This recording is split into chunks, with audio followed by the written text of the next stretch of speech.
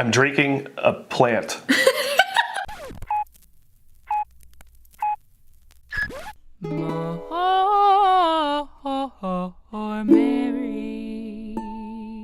Hello, good morning. Wait, let me stop you right there. Oh. This is not broadcasting live, right? No. So I could be watching this in the evening. Hello! Enjoy whatever time zone you're in. See, there you go. We want to be all-inclusive here on the Miss Mary Lou channel. Hey, I'm Miss Mary Lou. And it's nice to meet you too. And today, we are continuing our holiday series here on the Miss Mary Lou channel. And I'm not alone. This is Paul Preston, everybody, an actor here in Los Angeles and one of the masterminds behind The Movie Guys. Yes. All right, we felt for applause. TheMovieGuys.net. That's where you can find my shenanigans. Had podcasts that ran for about 200 episodes. We continue to put out strange and bizarre audio visual stuff for you to enjoy. All about the movies, reviews, and articles as well. We just interviewed Mark Borchert, so that's the latest thing you can find there. Okay, done with plugs. I was even there for a live taping once for Deadpool. Yeah, we talked to Rhett Reese, the screenwriter. It's amazing. Anywho, I wanted to talk today about my top 3 holiday movie picks, and I thought, who better than someone from the Movie Guys to talk about his favorite picks as well. So we have our lists. We have not shown each other yet. I will talk about yours as well. Okay. You make it sound like I'm just gonna talk about mine. I will talk about yours. It will be a conversation. Yes. Let's do that. Buckle up, get in the holiday spirit, friends. Let's do this.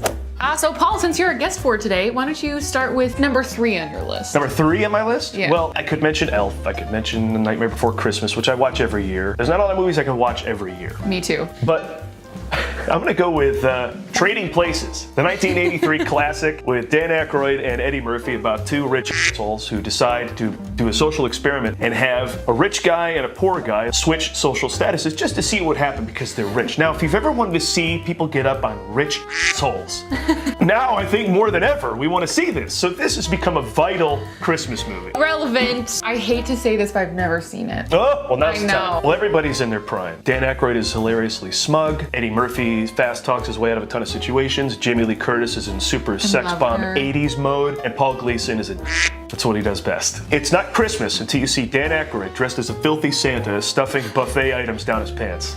Trading Places.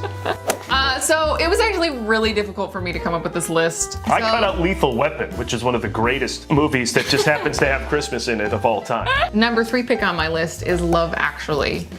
I feel a little guilty for loving this movie so much, No. but it's one of those, you know, when there's a star-studded cast and you're like, this is either gonna be awesome or terrible. And I just think the story is so good, or the stories, as I should say. There are boobs in it, just beware. It's a hard R. Yeah. And I love that. Emma Thompson is one of my favorite people of all time. Alan Rickman. Alan Rickman, Martin Freeman, Rowan Atkinson. Yeah. Tis but the making of a moment. I adore this movie so much. It follows the storyline of, I don't know, 5 different people. It's But even they're all, more it's about storylines. 5 stories and families intertwined that each have, you know, various characters within those storylines. And after I watch it, my mother and I sing, I feel it in my fingers, like for weeks afterwards. Yes, that's the best. Lovers, Friends. everything. The movie's amazing.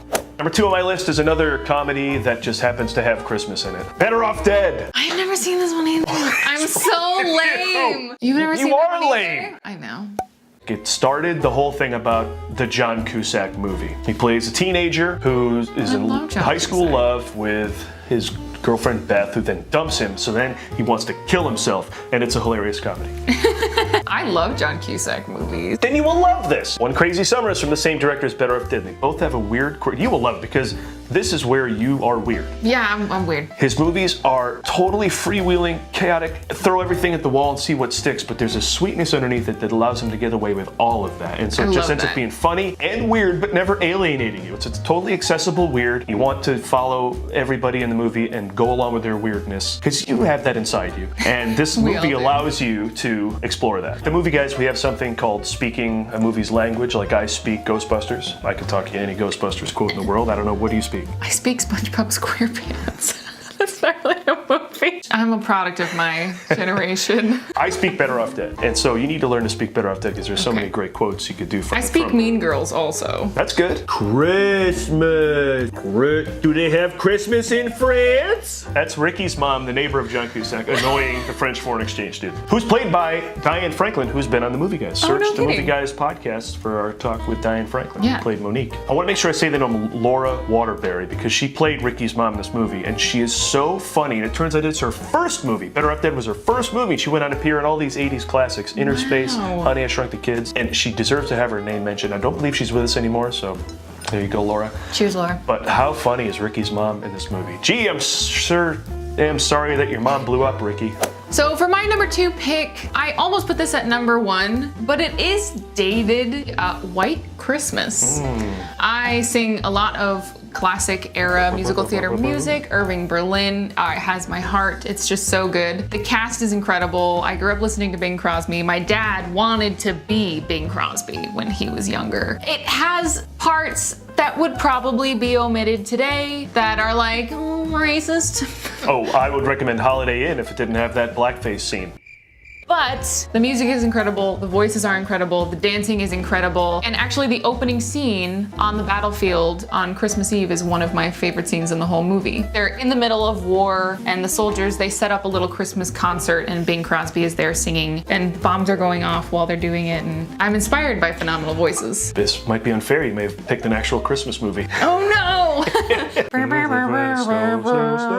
And actually, one of the best songs in the entire show has nothing to do with Christmas at all. Love, you didn't do right by me. I know a number of people who will tell you that's a Christmas song. Aw. Yeah. Sad. Anyway, tea is great. Hashtag sad. My number 1 pick. Please don't die. I won't. Right before the number 1 is revealed. I know. Yeah. We're not insured on this show. Now, I also haven't seen this. I'm Mary, I'm cute, but I don't see the great movies. I have seen this movie. We have seen this one. I have seen this okay. one. You haven't told them what it is yet. Oh, I'm dead. My number 1 pick is Die Hard. As they say in the great meme that travels around the internet, Christmas has not begun until Hans Gruber has fallen from the Nakatomi Plaza.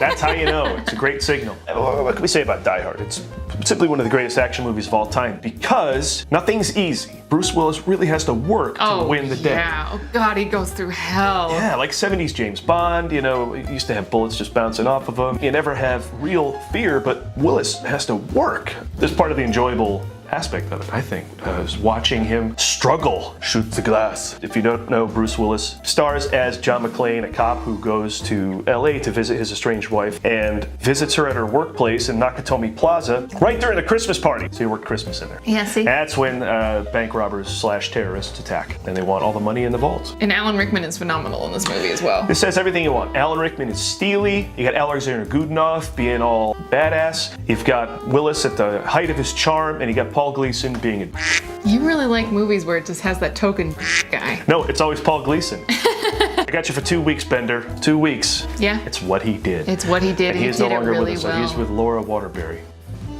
So that's Die Hard. Let's Die Hard, I'm watch out. it. Now you have one more? I have one more. So please tell us about It's a Wonderful Life. It didn't make the list. What? It's hard to pick 3, but my number 1 pick is Muppet Christmas Carol. Ah. Please tell me you've seen it. With My Cocaine. My Cocaine. My Cocaine. He said it was one of the hardest movies he's ever had to make because you're talking to fabric. This is the guy who made Jaws the Revenge. It has a special place in my heart as like a childhood classic. The music is really magical, and of course the narrators are Gonzo and Rizzo. It was a breath of fresh air on a classic story, so I had to put this one on the list. Can't go wrong with that story, right? So if you don't screw with it too much, you're gonna have some fun. And the Muppets did a great job with it. Scrooge did a great job with it. Scrooge went way over the top with it. That They movie did. was like the height of 80s success. Muppets brought it back down to what we know about, you know, how the Muppets do things. They did that the way the Muppets do things. And anytime Yeah. that happens, it's great. It's still a career goal of mine to work with the Muppets one day. Is it maybe the best Christmas thing made ever? You just said yes. Yeah.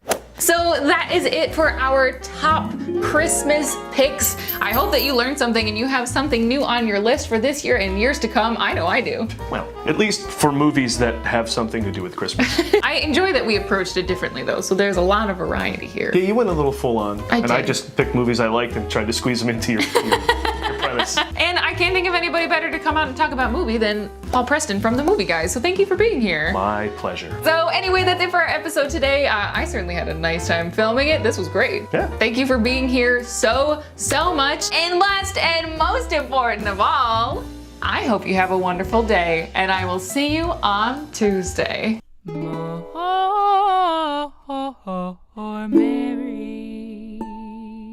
Hello, thank you so much for watching this episode of More Mary. And again, you can find Paul at themovieguys.net if you can ever get out of this glass box. And if you want to have tea parties every day of the week and not just here on YouTube on Sundays and Tuesdays, all my social media links are down below. Subscribe if you're not already. Hop over to my Patreon account to support tea parties like this one. And if you have any suggestions for any more Christmas movies, please put them down below. So that's it from me today. I'll see you on Tuesday. Bye. Good morning.